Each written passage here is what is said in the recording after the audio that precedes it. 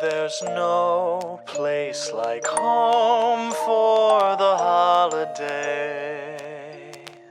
And no matter how far away you roam, if you pine for the sunshine of a friendly gaze, for the holidays you can.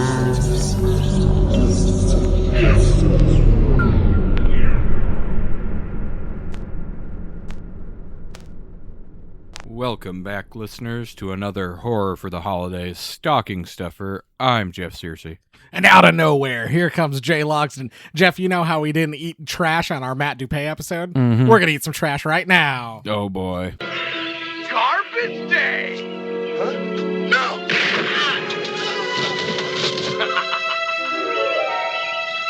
Because I've got Easter candy. God, he's doing it. He's doing it again. Pop-Tart flavored Peeps. Oh, no. Trolley bursting crawlers. I I assume they're going to jizz in your mouth. Oh, gross.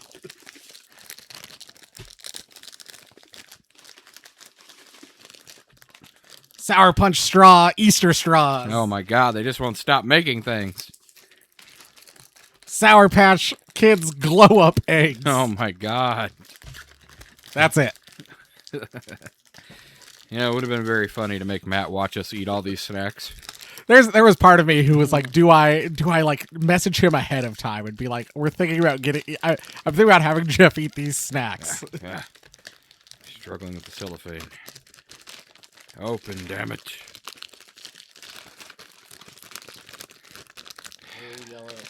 Blue, yellow, and pink of the Sour Patch Kids.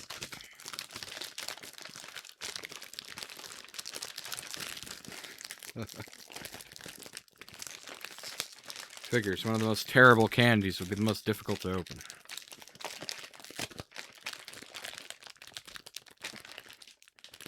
Oh, there we go.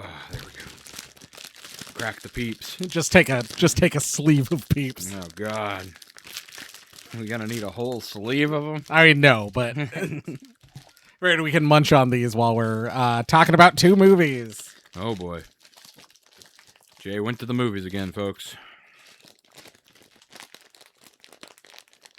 I'm surprised after what he did the last time they let him back in. Mm-hmm.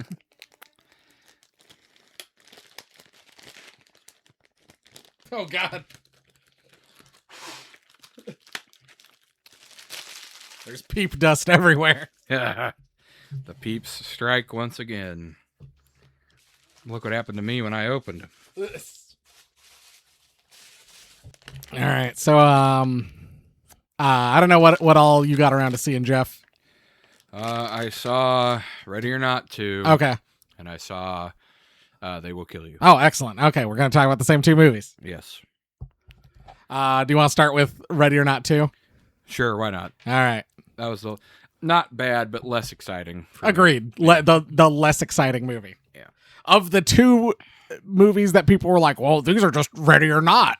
Mm-hmm. Like, we'll talk about the one that I guess was more Ready or Not and less of a fun movie. Indeed. Going in for a peep, ladies and gentlemen. Let's see what this is like. Strawberry Pop-Tart flavored. Those bastards at Peeps did it. It tastes like strawberry Pop-Tart filling. Sure does.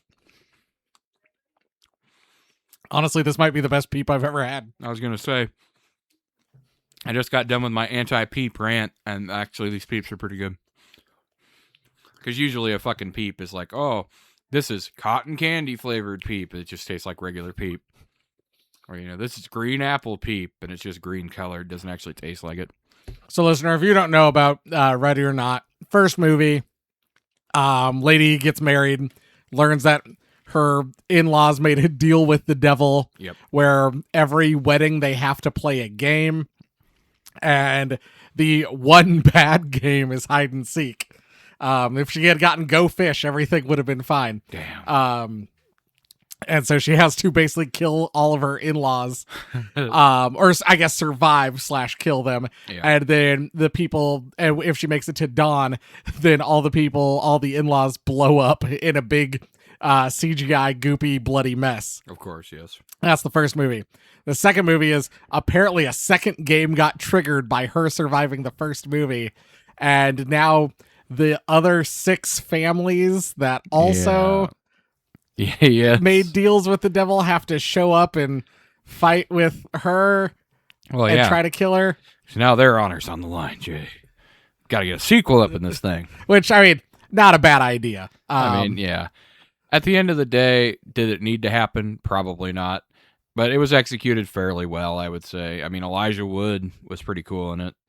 He was absolutely my star of the movie. I thought the whole cast was great, but Elijah Wood as the lawyer was so fucking phenomenal. I was a little worried because he seemed like he was almost like green screened into scenes in the trailer. I'm glad that it looked a little bit better in the final product.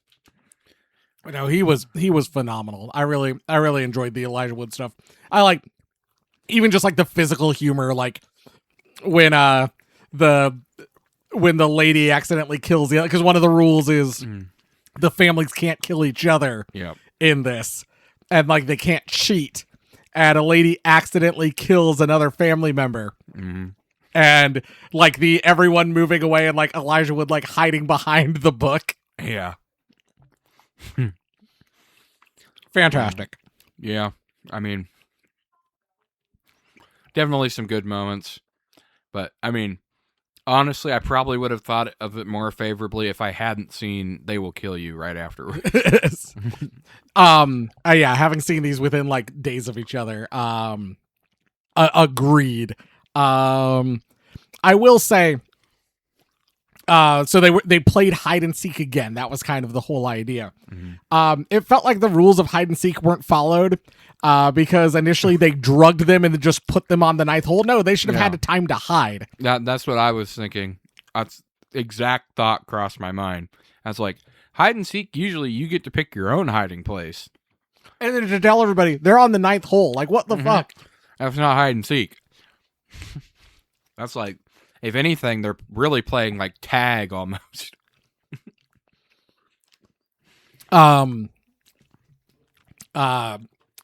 But like overall, I really enjoyed the movie. I enjoyed I enjoyed that it was kind of like a golf course resort instead of like a mansion complex.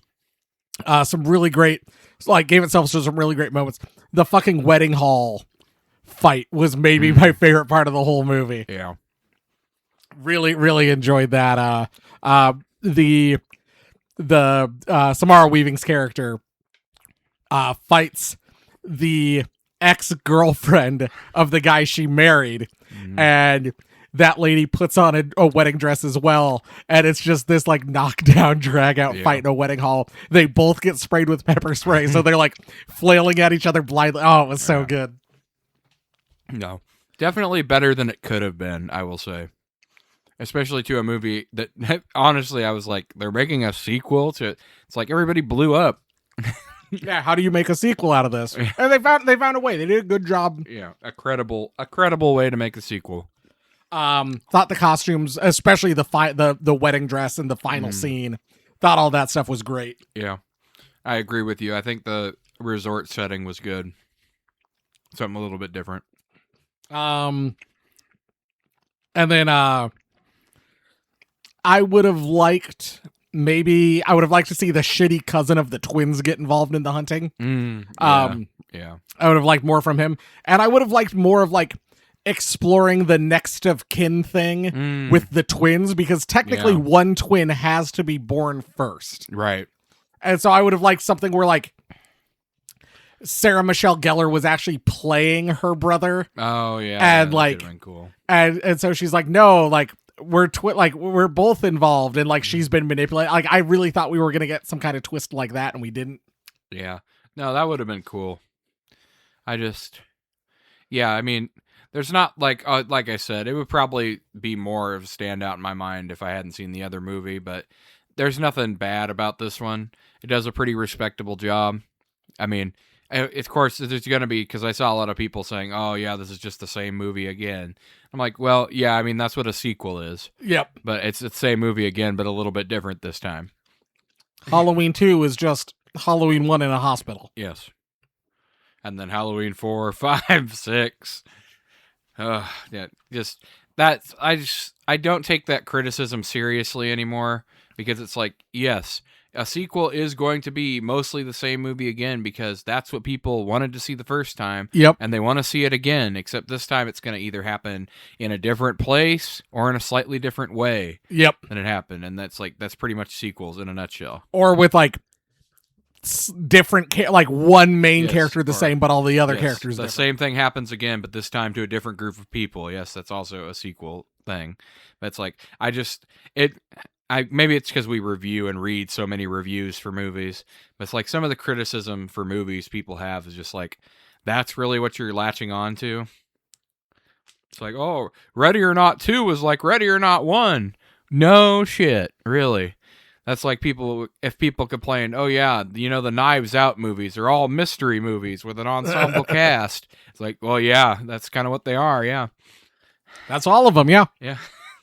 All these Star Wars movies, these people keep having wars in space, Jay. I will say though, let's talk about Jeff. I'm just gonna say it right here. Movie that instantly shot to the top of my list.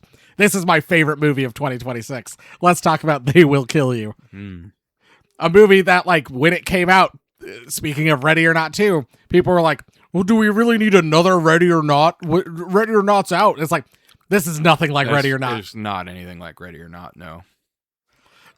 Jeff, never in a million years did I think I would get a horror comedy about a satanic cult trying to live forever that turns into a samurai movie halfway through. But goddamn, it exists, and it is amazing. And Draco Malfoy is there? And it's, oh my god, like, because like, yeah, I had seen the trailer after we had talked about it, and I had seen all the stuff, and I'm like, oh cool. Like, I had also kind of been like, oh, it looks a little Ready or Naughty. That's why I mentioned it to you in the first place. I'm like, this seems like a J movie. But then when she fucking pulls out like her cadre of weapons, Yes. Oh yeah, when she's rummaging around in the closet. and oh my god, like, just the action scenes were amazing. The fucking the filming of like her crawling around, like climbing up things, and also, so good. The fight choreography was pretty impressive, I have to say. And I like the animal masks and things that the cultists wore. I like the immortality reveal. Because I'm like, oh man, she just carved her way through. I was literally like, I thought Draco Malfoy was in this movie more than that. That's what I said. I'm like, damn, they could only afford Draco for 5 minutes? And then they all come walking out. They're all fucking battered and bloody and limbs missing. Him coming out carrying his head under his arm. I was like, yeah, this is going to be a good movie. And this is a movie where, like, yes, there's CGI blood. Oh, yeah. If you're looking for anything, this is like a hyper stylized movie. There's nothing like realistic violence wise in this. But like, this is a movie where I'm okay with CGI blood. Yeah. Because like, one, like, clearly probably the budget is way less than Ready or Not 2. Oh, easily. And two, it's like everything else, like with the blood, is so fun and very Kill Billy, I thought, like with the just every time a limb gets hacked off, blood just goes splurting everywhere. Yes, Kill Bill came to my mind, definitely, watching some of the fighting. A little bit of that kind of like John Wick style action camera when it's like a crowd fight. Honestly, a little bit of like, I don't know. You've seen Violent Night now, right? Yes. And some of the fight scenes kind of reminded me of that too. Like where it'll be like kind of over the top CGI violent, but then like sometimes it'll go back down to like this visceral, like you can like feel the impact of some of these weapons. Like when she gets stabbed, I thought that was a really good one. Like when the kid runs up behind her and stabs her in the back when she's trying to hide. Little shit. You like how that burst in your mouth, Jay? I don't like those bursting Here, trolleys. Jay, put my worm in your mouth and let it burst. See what you're missing, Matt? You should have stayed for stocking stuffers. I even thought like speaking of movies that this reminded me of, the color scheme wise, it felt like it was a Wes Anderson movie. The color palette used. No, definitely. And so I was like, it's like a Wes Anderson color palette, blaxploitation samurai film that's also a horror comedy. Like, It's funny that you mentioned that because I think I made that joke to Amber. I was like, it's the Grand Devil Worshipping Budapest Hotel. I was literally sitting there. I'm like, who is this? Whose color palette is this? I'm trying to. But no, it's lots of great performances. Honestly, I was kind of surprised because I'm like, she played Domino, which was kind of more of an action role, but really Domino's power being luck. All she really does is just walk through situations. Like, is she going to be able to pull this off? And yeah, she totally can. No, Zazie Beetz is phenomenal. Heather Graham is great. Draco Malfoy. The lead lady was the old lady caretaker. Oh yeah, she's somebody too. They all did a phenomenal job. Another movie to compare to, Dread.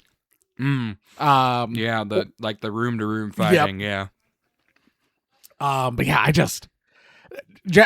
if nothing else to talk about how awesome I thought this movie was, I got out and the first thing I did was I looked to see when it was coming out on Blu-ray. It's already available for pre-order. I pre-ordered it. And then I was like, I wonder if the soundtrack is available anywhere to pre-order. It is. I pre-ordered the soundtrack as well. Patricia Arquette. Yes. Yeah, there we go. David Arquette's sister. No, she did great too. Like, it was... No. Oh my God. I'm not going to spoil the end, but the reveal of the method of immortality at the end I thought was really cool. And then the fight scene with that. Oh, yeah. Oh my gosh. Yes. God, that there's so many great things to like about this. I mean, it's a tight movie too, which I think you can appreciate a lot more these days. A movie that gets it done in and out in 90 minutes, pretty rare. I had a friend. I had invited a friend to go see it, and they were like, I really don't want. I'm really not interested in that. And afterwards, I was like, this movie moved above Bone Temple. This is my favorite movie of the year. And they were literally like, damn, I should have gone. And I'm like, yeah, you should have. I mean, yeah, that would be ideal. Yes. I don't know. It's like, especially now with like the movie club membership at Cinemark, it's so cheap to go to a movie. Like, I've just been going on Tuesdays because it's $4 for me to go see a movie. Tuesday's like membership day or whatever. Yeah.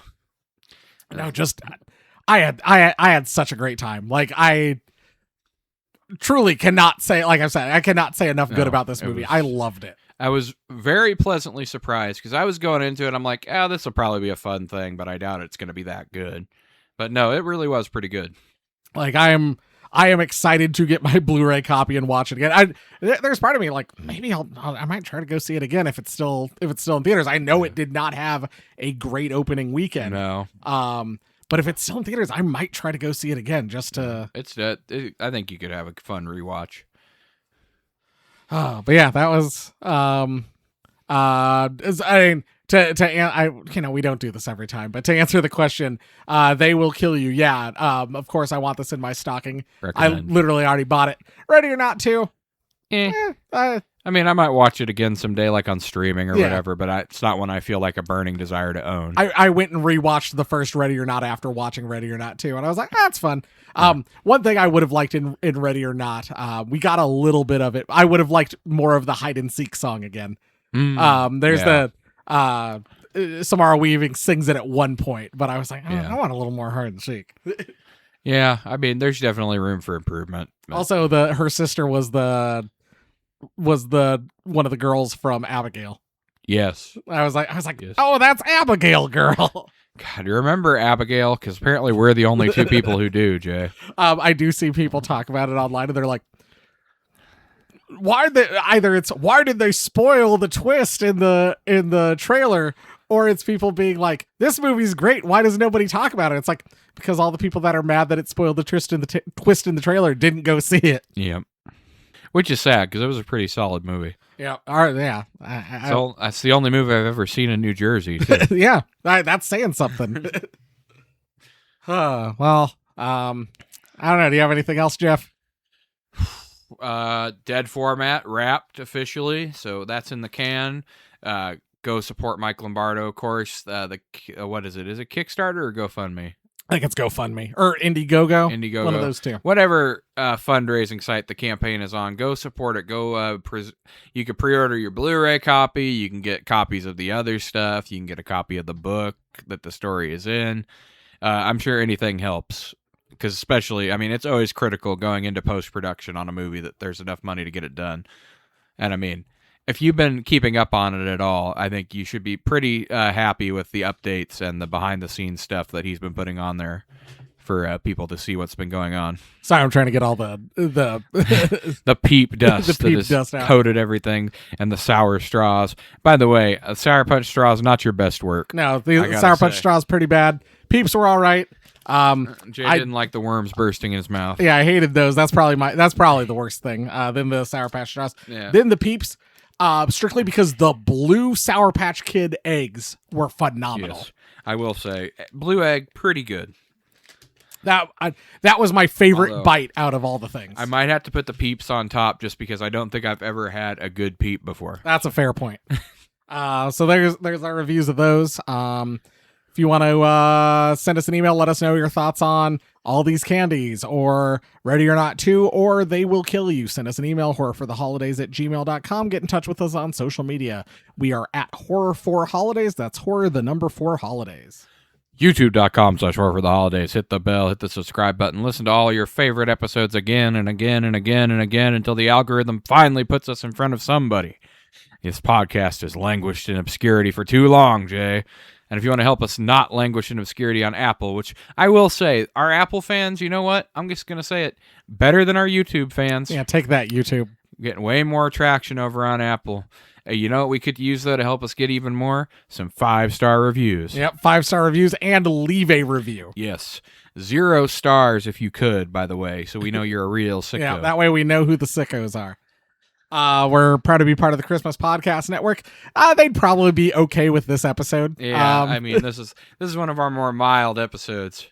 I don't know. They let us run wild on there with Jerry D blood beating all over Yeah, the place. we're not talking about blood beating or anything, mystical boinging. But go check them out. All sorts of great stuff. I know.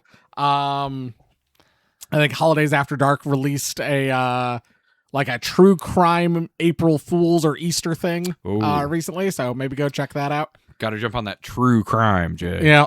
But otherwise, if you listen to the Matt Dupay episode, you already know, but we'll see you next week. Jeff, we're going to get our hands dirty. We're going to plant some trees. It's Arbor Day. Oh, yeah. 1990s movie about I believe a guy in a sunflower mask killing people. Very exciting. Well, you know who could fight a sunflower, Jay? The B-Boys. Yep. Just B-Boys. A couple of B-Boys. The B-Boys signing off. You want to dress as the B-Boys for Crypticon this year, Jay? We might be able to do that. Thanks for listening. Goodbye. Bye.